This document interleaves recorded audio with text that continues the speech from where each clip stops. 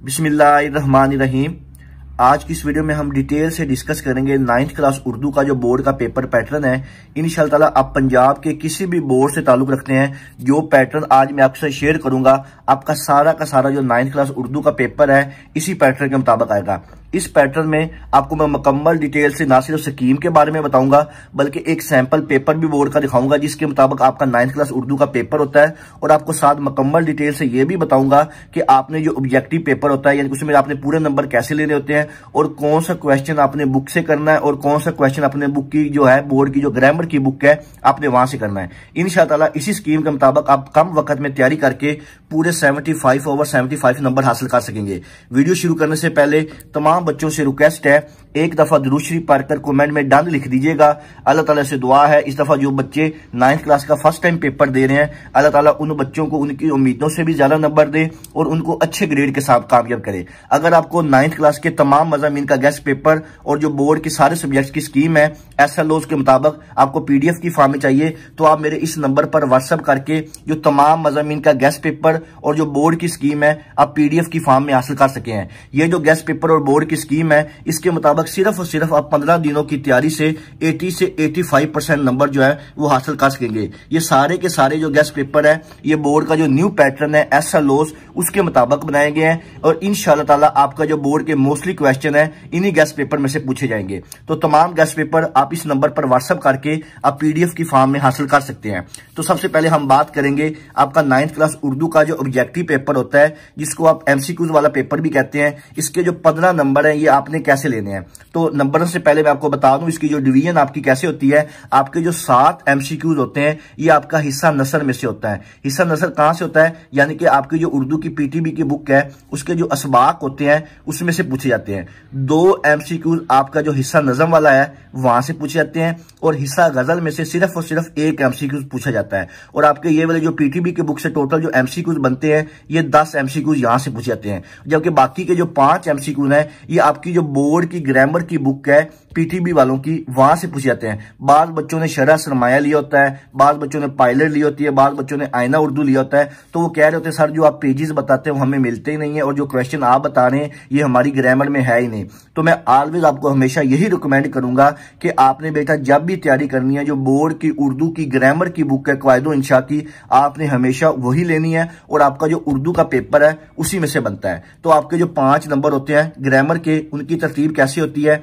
1 number आपका पूछा जाता है मुज़क्कर मुअन्नस में से, 1 नंबर आपका होता है वाहिद जमा में से, दूसरा नंबर भी आपका वाहिद जमा में से, 1 नंबर आपका अल्फाज मुतरादिफ में से होता है और 1 नंबर जो है आपका अल्फाज मुतजाद में से होता है। तो मैं आपके साथ एक पेपर भी शेयर करता हूँ। ये जो 9th क्लास उर्दू का जो मरूजी का पेपर है इसके मुताबिक ही आपका जो बोर्ड का पेपर होता है ये उसका एक सैंपल पेपर है। इसके मुताबिक ये जो उर्दू का पेपर है इसके लिए आपको जो टोटल वक्त दिया जाता है वो 20 मिनट होते हैं, यानी कि 20 मिनट के अंदर अंदर आपने सारा पेपर हल करना होता है और इसके जो टोटल नंबर होते हैं ये 15 होते हैं और यहाँ पे आपको 15 MCQs दिए जाते हैं। हर MCQs के आगे 4 ऑप्शन होते हैं। जो दुरुस्त ऑप्शन होगा आपको जो बबल शीट दी जाती है उसके आपने बबल फिल करने होते हैं। अगर जो बच्चे फर्स्ट टाइम पेपर दे रहे हैं 9th क्लास का जिनको नहीं पता कि बबल शीट किस तरह होती है इसको कैसे फिल करना होता है तो उसकी एक डिटेल वीडियो बना के मैंने अपने चैनल मोहम्मद वकास नवाज पे दी हुई है, आप वहां पे जाके देख सकते हैं। इंशाल्लाह आपको जो मुकम्मल तौर पर पता चल जाएगा कि अपने कम वक्त में जो मुकम्मल बबल शीट है उसको कैसे फिल करना है।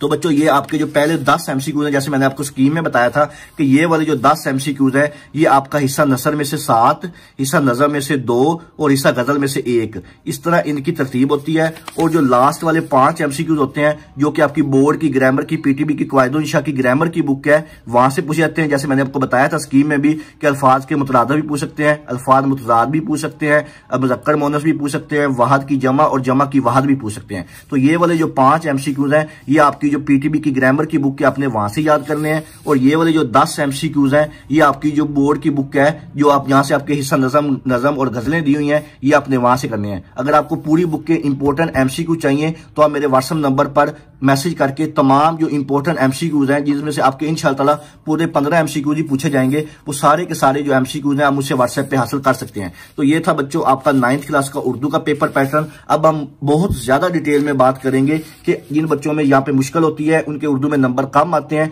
तो यहाँ पे मैं आपके तमाम जो पॉइंट्स हैं, आपके तमाम जो सवाल आपने मुझसे पूछे हैं, वो आपको तमाम आंसर करूंगा कि आपने जो आपका हिस्सा इंशाइया होता है 9th क्लास उर्दू का, इसको आपने कैसे तैयार करना है, कौन सी गलतियां आपने नहीं करनी जिससे आपके नंबर कम हो जाते हैं। तो सबसे पहले आपका जो सब्जेक्टिव पार्ट होता है उर्दू का, इसमें सबसे पहला जो आपका सवाल नंबर 2 होता है, यानी कि पहला सवाल होता है जो कि सवाल नंबर 2 के नाम से होता है, इसमें आपने अशार की तशरीह करनी होती है। तशरीह कैसे करनी होती है? 4 अशार आपको हिस्सा नज़म में से दिए जाते हैं, उन 4 में से आपने कोई से 3 अशार की तशरीह करनी होती है। और जो आपका हिस्सा गजल होता है, इसमें टोटल जो शेर दिए थे वो 3 होते हैं, 3 में से 2 अशार की आपने तशरीह करनी होती है, यानी कि टोटल आपने 5 अशार की तशरीह करनी होती है। हर शेर की तशरीह के 2 नंबर होते हैं और टोटल आपका जो सवाल नंबर 2 है ये टोटल 10 नंबर का होता है। तो मैं आपको पेपर में भी दिखा देता हूँ, आपका जो सैंपल पेपर मैं आपसे शेयर करता हूँ। तो इस तरह बच्चों आपका जो 9th क्लास उर्दू का जो पेपर होता है सब्जेक्टिव पार्ट, इसके कुल नंबर जो होते हैं वो 60 होते हैं और आपको इसके लिए जो टोटल वक्त दिया जाता है वो 2 घंटे और 10 मिनट का टाइम दिया जाता है, यानी कि 2 घंटे 10 मिनट के अंदर अंदर आपने ये सारा पेपर सब्जेक्टिव पार्ट जो है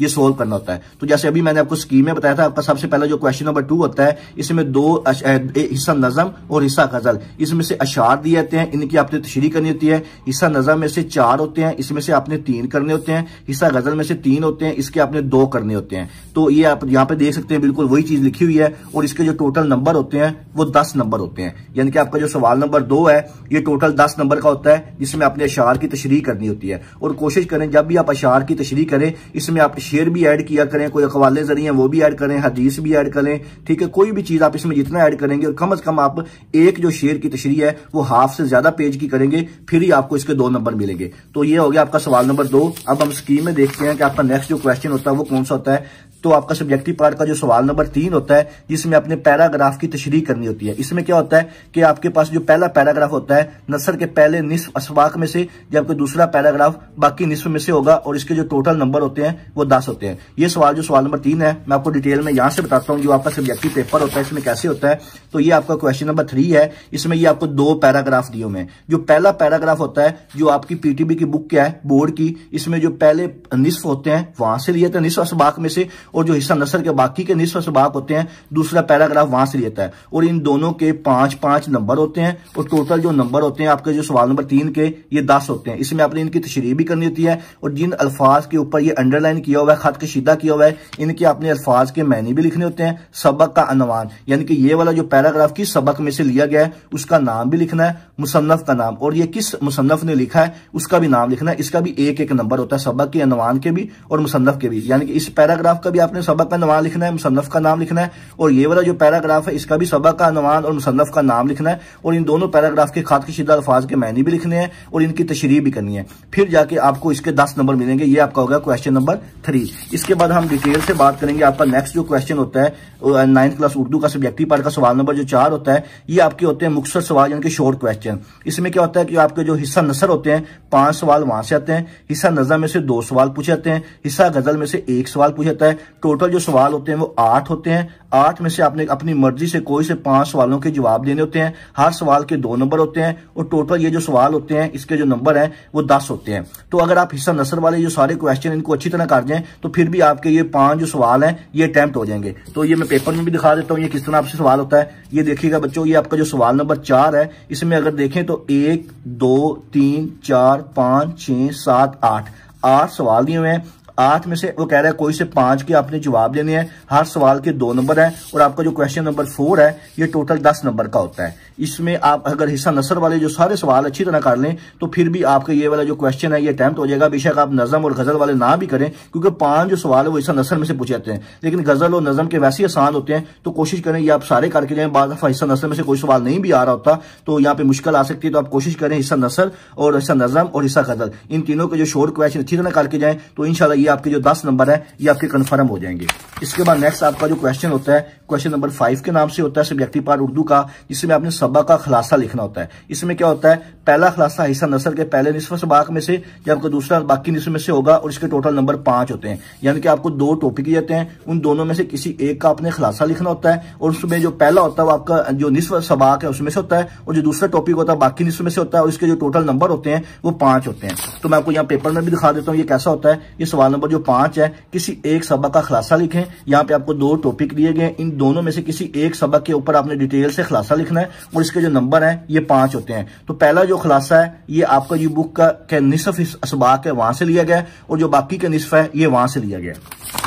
इसके बाद नेक्स्ट हम डिटेल से बात करते हैं आपका जो क्वेश्चन नंबर 6 होता है 9th क्लास उर्दू का, जिसमें आपने नज़म का मरकजी ख्याल या खुलासा लिखना होता है। मरकजी ख्याल या खुलासा जिसका भी नज़म जो अनवान दे तो उसके लिखने के 4 नंबर होते हैं और कि उस नज़म का जो शायर का नाम है आपने वो भी लिखना होता है, 1 नंबर उसका होता है और टोटल आपका जो सवाल नंबर 6 है ये 5 नंबर का होता है। तो मैं आपको यहाँ पे भी दिखा देता हूँ ये कैसे सवाल होता है। आपका सवाल नंबर 6, ये यहाँ पे एक नज़म का नाम दिया गया अनवान है, इसकी आपने मरकजी ख्याल भी लिखना है, या अगर खुलासा है तो खुलासा भी लिख सकते हैं और ये किस शायर ने लिखी है उसका नाम भी लिखना है। और आपका जो सवाल नंबर 6 है इसके टोटल जो नंबर होते हैं ये 5 होते हैं। यानी कि 1 नंबर आपका जो शायर का नाम है आपने ये लिखना है और 4 नंबर उसका जो आपने मरकजी ख्याल या खुलासा लिखना है वो लिखना है। बेहतर कोशिश करें कि इसका जो मरकजी ख्याल है वही लिखें, वो छोटा सा होता है और उसमें नंबर आने के चांसेस भी ज्यादा होते हैं।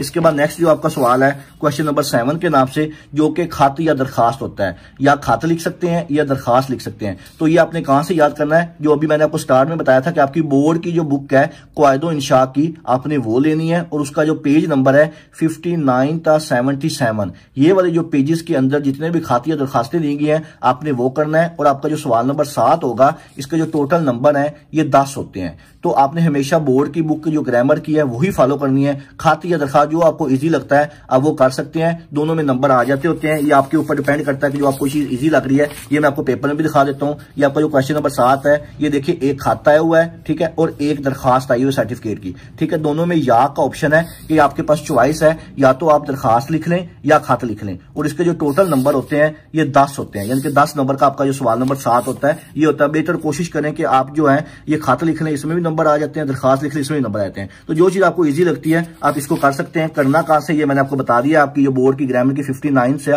77 जो पेजेस है ये आपने यहां से करना और इंशाल्लाह इसके अंदर जितनी भी दी हुई है इसी में से आएगा। इसके बाद आपका जो क्वेश्चन नंबर 8 होता है जिसमें आपके पास 2 चीजें होती हैं, या तो आप कहानी लिखने स्टोरी, या आपने मुकालमा लिखना होता है। ये भी आपने कहां से प्रिपेयर करना है, बिल्कुल वही जो आपकी बोर्ड की ग्रामर की बुक है जिसका सफा नंबर 78 था 83, इसके अंदर जितनी चीजें दी हैं ये याद करना है। 108 था 118, यहां तक इस पेजेस के अंदर जो चीजें दी हुई आपने सिर्फ यही याद करके जाना है और आपका ये कहानी या मुकालमे वाला सवाल अटेम्प्ट हो जाएगा और इसके जो टोटल नंबर होते हैं ये 5 होते हैं। तो आपने ये भी बोर्ड की ग्रामर की बुक वहीं से करनी है, सारी स्टोरीज भी वहां से करनी है और सारे अगर आपने मुकालमा करना है तो वो भी वहां से करने हैं। ये पेजेस नंबर मैंने बता दिए हैं। इन पेजेस के अंदर जितने भी कहानियां या मुकालमे लिखे हुए हैं सिर्फ आपने वही करके जाने हैं और उन्हीं में से पूछा जाएगा। तो ये मैं आपको पेपर में भी दिखा देता हूँ ये कैसा सवाल होता है। ये देख लें सवाल नंबर जो 8 है ये अनवान दिया हुआ है, इसके ऊपर आपने कहानी लिखनी है, ठीक है, और या फिर ये एक मुकालमा लिखा हुआ है दुकानदार और खरीदार वाला, ये आपने ये लिखना है और इसके जो नंबर है ये भी बताए हुए हैं कि 5 नंबर का ये सवाल होता है, ठीक है। इसके बाद नेक्स्ट आपका जो क्वेश्चन होता है लास्ट क्वेश्चन नंबर जो 9 होता है जिसमें आपने जुमलों की दूसरी तकमील करनी होती है। ये भी आपकी जो बोर्ड की ग्रामर की बुक है उसके ऊपर दिए हुए हैं, ये आपने वहां से करके जाने हैं और इसके जो टोटल नंबर होते हैं